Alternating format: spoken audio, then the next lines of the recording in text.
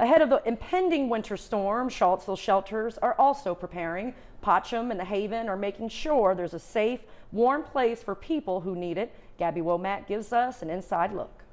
Inside this sanctuary is where planning turns into protection, with staff preparing for a winter storm, making sure beds, meals, and support are provided before dangerous conditions hit.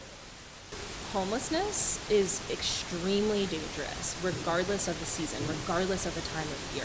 With frigid temperatures and snow in the forecast, the Haven is shifting into high gear. Ocean Aiello is the Haven's operation manager. We're pretty good at crisis response, just by way of being in kind of a low barrier shelter setting.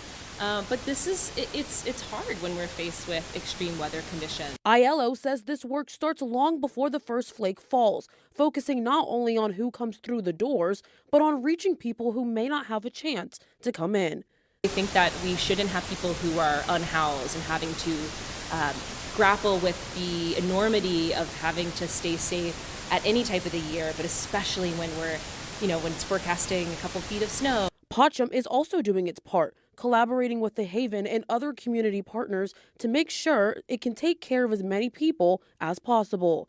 We are going to try our hardest to bring in everyone as safely as we can, and it's really important that we have our community partners involved. That means preparing now and quickly, securing staff, supplies, and space so it's ready the moment conditions worsen.